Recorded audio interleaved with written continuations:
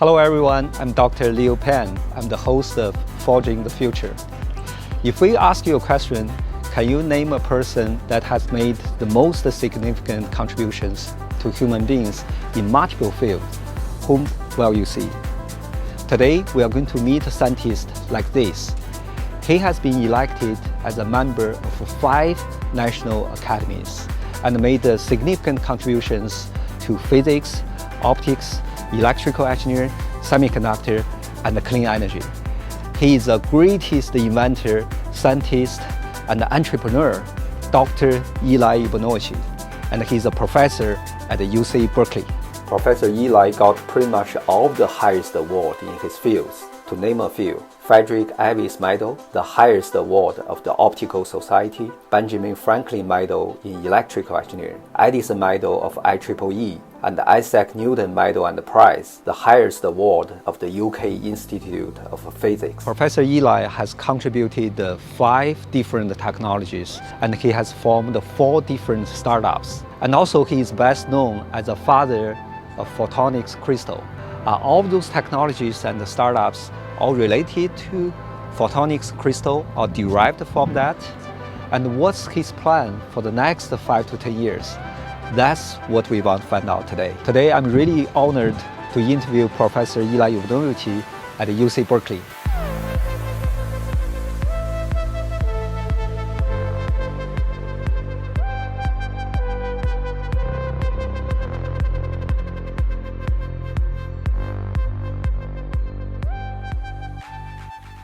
Professor, you are so famous on so many things. One of the things I'm really impressed is in your solar cell research. And there is a terminology named after your name called Yabonovitch limit. This is 4n squared, which is supposed to be used by all commercial solar panels. And what you said, a great solar panel need to be a great LED, and that's also the basis of those your world record solar efficiency. Wow, that's really impressive. I don't know, that has nothing to do with photonics crystal. Maybe you can first explain to us photonics crystal or maybe its applications. Well, the photonic crystal was inspired by an analogy between the Schrodinger equation and the Maxwell equation, that they're actually quite similar. So this came as a big surprise, but it's very difficult to explain. Right, because you couldn't understand. You have to be a solid-state physicist to understand it, but maybe it's easier to understand the applications. For example, so one of them is in optical communications inside data centers. Inside data center. Right, and in optical communication, the signal goes on an optical fiber. Right. But light is polarized, could be vertically or could be horizontally polarized. Right. Yeah. But the polarizations become scrambled in the optical fiber. And in the silicon photonics chip, the 2 polarizations have to be split. And we use a photonic crystal to split the 2 polarizations. It's inside the silicon chip. And so what it means is that if you are checking your email and you go to a data center, or you're downloading a web page and you go to a data center, you're actually using a photonic crystal to capture the information. So it's probably the biggest application of photonic crystals is in chips that are used in data centers. Well, that's very impressive. Like we don't know that, but we are using it every day. That's right. Everyone. Wow. As I said at the beginning of this program, I mentioned this terminology called Yabonovitch limit, and that has been used by one of your startups, right? Yeah, actually, the Yabonovitch limit is used by almost every solar panel company. But I'm very proud of my startup, which is Alta Devices, which achieved the world record efficiency, and which is 29.1%.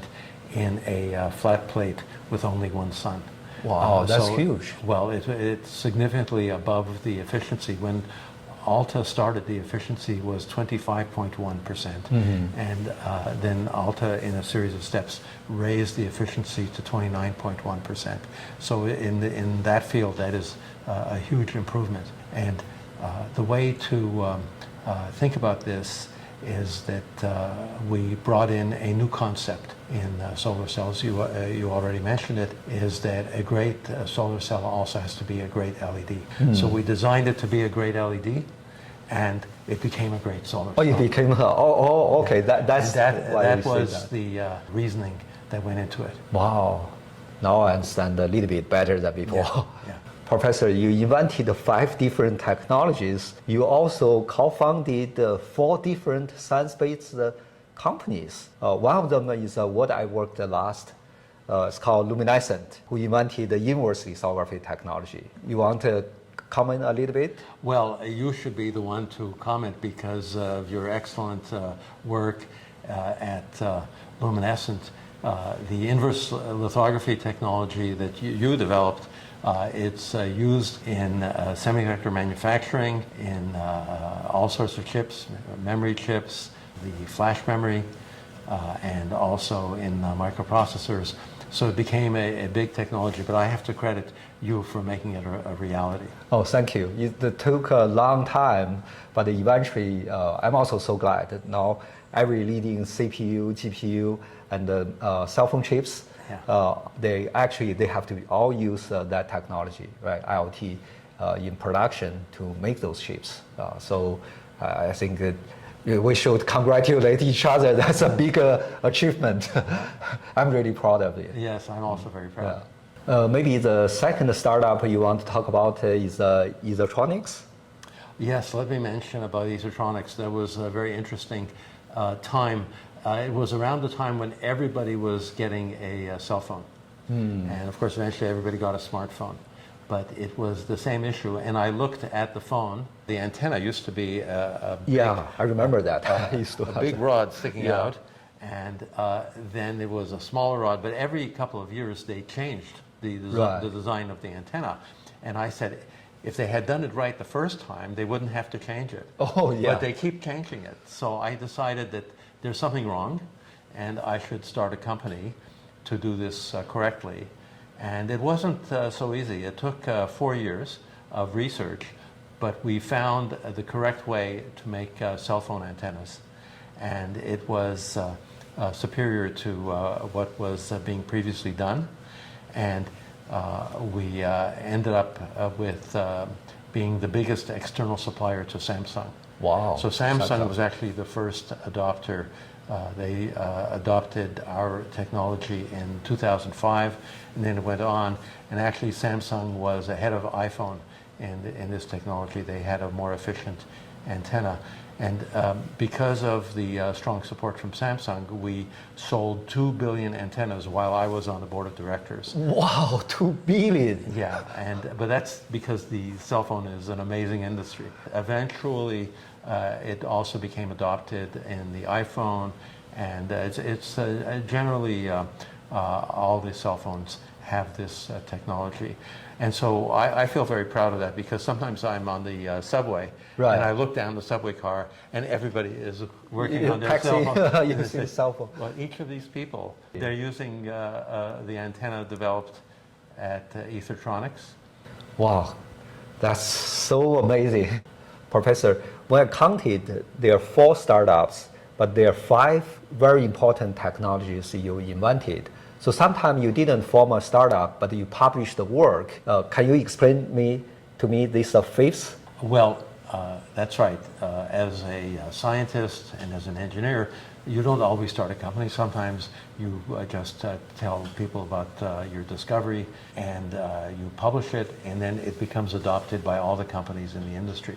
And one example of that is the idea of straining lasers. Straining lasers. Yeah, and the straining laser means you are pushing on the semiconductor. Oh, and, okay. And when I proposed that, I was met with a lot of opposition. They said, oh, you will make the laser much worse if you press on it. And in fact, so I said, no, it's going to be much better. And so it took a few years for the industries to realize it, but very quickly it became adopted by the entire laser industry, and it's true to say that every time you communicate, whether telephone, internet, all the communication goes over optical fibers, but it goes through a laser. Every one of those lasers is strained. Wow, that's so amazing, unbelievable. Professor, do you think photonics and the photonics crystal can eventually replace CMOS? Well, it's a good question, but what has happened is that the photonic crystals actually became part of CMOS. And for example, in the Luxtera chips and in other companies that are doing silicon photonics, now it's understood that the photonic crystal is not a replacement for CMOS, but it's actually part of the CMOS technology. Okay, so when you say part of CMOS technology, you mean in terms of the manufacturing process, they have to they use the same semiconductor manufacturing process that CMOS is used? That's right. You have to use exactly the unchanged manufacturing process because it's so big and so important to make things in silicon, and there's a certain way of doing it. And if someone comes up with a new idea like doing optics in silicon or doing photonics in silicon, it has to be completely compatible with the way silicon is manufactured. And that's the case. And that also includes the photonic crystals. They're manufactured in the normal process flow of making silicon chips. Yeah. So some people thought photonics will replace electron. So that's not correct, right? Well, that's right. There was a hope that photonics would replace electronics. But what photonics does, it provides a communication function, and electronics provides a logic function. And so these are two different functions. They're both very important, but we shouldn't think of photonics as replacing electronics, but rather as being part of electronics, providing the communications capability. Oh. And by the way, this is very true, for example, in artificial intelligence, because there are many logic steps in artificial intelligence, but the most important step is simply bringing the information from one part of the data center to another part of the data center. And that's where photonics is very powerful. Okay, so they are more like a complementary technologies. Exactly. But on the same platform, manufacturing platform. On the same manufacturing platform. Now I understand. Thank you. Professor, quantum computing is a really hot topic now. And I saw one approach is to use a photon as a qubit to make a quantum computer. Can you comment on that?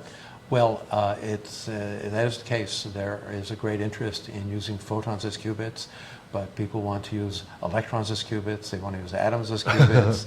There are so many different approaches. Right. And so we have no shortage of approaches to make a quantum computer. The problem in that field is that we need more algorithms. So we have many ways to make the quantum computer, but we don't have algorithms that are useful and important enough to drive the field forward. And the question, how do you come up with a new algorithm? It requires a person who's very brilliant, very smart, maybe like Isaac Newton. Maybe we need a new Isaac Newton to tell us how to use the quantum computer. So I would say yes, photons are one option for making a quantum computer, but we have many good options. They would all work, but the problem is we need important quantum algorithms, and we have a shortage of those. I see. Some people see with a quantum computer, they can actually make the encryption useless. So banks can be corrected and also beacon. Do you think that's possible? Well, this was pointed out, this is how quantum computing became a very important field. It was pointed out by the brilliant theorist Peter Shor that it's possible to break certain types of encryption. And of course, everybody's worried about that. But in reality, we have many ways of doing encryption. And if it becomes broken by the Shor algorithm, maybe they will come up with other ways of doing encryption. So I think the reality is that that algorithm by itself is not enough to justify the building, the immense expense of building a quantum computer in the future, is that we are going to need additional algorithms. But Peter Shor was very brilliant. Now we need more Peter Shors to come and give us additional algorithms. I see. So the people who are doing encryption, they will have ways of getting around this problem, most likely. Okay, so we don't have to worry that much. Yes. Professor, you mentioned it will take a long time to develop these totally new algorithms for quantum supercomputer to make them really useful. Is there anything else in the near future you think that will replace our normal CMOS-based computers? Yes, it may still have CMOS in it, but it won't have the normal logic gates. One of the big applications of computing is optimization. For example, in artificial intelligence, the computations are actually doing a type of optimization to, for example, identify animals in a photograph or identify speech, translate foreign languages, etc. So that's a type of optimization. Of course, optimization is everywhere. We have many applications. I like to call it, well, they used to call it the traveling salesman problem. I call it the Amazon Prime problem. The Amazon Prime problem is what should be the path taken by the Amazon truck. The sequence of deliveries. And this is an example of an important optimization problem that everybody understands. Now, the optimization is everywhere as a requirement, but surprisingly, optimization is already part of physics. So, for example, in physics, we have various principles that do optimization for us. The simplest is a system drops to its lowest energy level. So it automatically finds the lowest energy level, which is one of the goals of quantum computing also. The optimization of the Amazon Prime problem, that's also something that they claim they can do with quantum computing. But these things are built into physics. You have, in physics, you have the principle of least action. It automatically optimizes for you. Okay?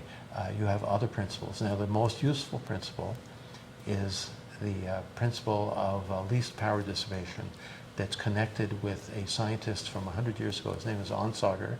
It's a controversial principle, but it says that if you let a system go, and it's a driven system, it will automatically configure itself to dissipate the least amount of heat. And it's slightly controversial, but there are a whole series. In physics, you have the variational principle. Also, the wave function wants to adjust to the lowest energy. So there's many principles in physics that do optimization. We have not used them.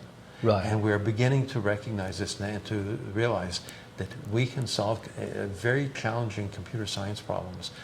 But it's not us solving it. The physics will solve it automatically. Oh, the physics will solve that. Yeah, because the physics does optimization. Why don't we just let it work for us? Wow. But what type of machine can do this? Well, I think there have been many machines, some optical, some electrical, some mechanical, but they're all, the ones that are successful are following the Onsager principle. They're trying to minimize the heat dissipation. So most likely we'll have the electrical circuits first, and then when we want to go even faster, we'll do it optically, at optical frequencies. And so I'm expecting that we will have electrical circuits that don't work with normal logic gates at all. So the logic gates will go away. It will be a machine, a circuit, which gives you a digital answer. And the digital answer would be to answer an important question. So you ask about what are the applications that are going to emerge, and where, of course, I already mentioned the Amazon Prime problem. The digital answer, which gives you the sequence of customers that the Amazon trucks, and there are probably 10,000 trucks around the world, and you have to answer every day. You have to answer this question. In artificial intelligence, you are optimizing a digital matrix that gives you the answers to the questions, whether it's language translation, other important artificial intelligence interpretations. But there are many other problems in financial engineering, optimizing a portfolio. There are many such examples where really important practical questions can be answered by a physical machine. A physical machine, Okay. The machines will initially be electrical, eventually they will be optical, because we will want the answers even faster. So shall we call that a physical computer? No, I've given it the name Onsager computing to respect the theoretical physicists from 100 years ago who put forward the idea, which was controversial, still a little bit controversial, that the physical systems want to solve optimization problems. And he said it would go to the configuration of electrical currents that minimize the heat dissipation in a circuit. And he said that, and I would prefer to call it Onsager computing for that reason. Onsager computing, wow. So I think Onsager computing will be the big trend that long before we have the computer algorithms we need, we will already be using Onsager computing to solve some of these very difficult questions that cannot be solved efficiently by a normal computer. Wow, so that will come before quantum computing. That's right. And eventually we will have quantum computing, but we will have this first. Wow, we'll see. I'm really looking forward to that. Professor, you have done so many years of research and innovations. What is the biggest lesson you learned, or maybe the biggest thought you want to share with our audience? Well, I've thought about it quite a bit, and I think the most important factor is that the scientist, the engineer, has to be a little bit brave, because the job is really to come up with something new. Right. And if you come up with something new, everybody will say, no, it doesn't work. Oh, right. And you have to be brave, and you have to fight for your ideas, but you also have to be critical of your own ideas. So I think, I don't have anything new to say, but I will quote Thomas Edison. He said that it's not that his ideas were better, he simply had more of them, and he was very careful to criticize his own ideas and to abandon them as quickly as he could come up with new ideas. I see. And then, but once he reached something that everything looked good, everything looked right, then to go and push on that and turn it into a technology. I see. So you need to be pushing when you have a great idea. But you also have to be critical of your own ideas. Oh, your own ideas. Yeah. Oh, I see. Yeah. So that I think in Thomas Edison's viewpoint, maybe he would have 1,000 ideas, and he would kill 999, and only one of them would be good enough for him. That got to be good from thousands of ideas. Yeah. So he would say that it's not that I had better ideas, I simply had more ideas, but I also rejected more ideas. Reject more ideas. Yeah. Professor, thank you so much for accepting our interview today. I learned, even for me, I learned a lot. Thank you so much. My pleasure. Thank you. Science is like opening a door for us, tell us there is a path. And engineering and invention will widen it and eventually make it becomes a highway and benefit everyone.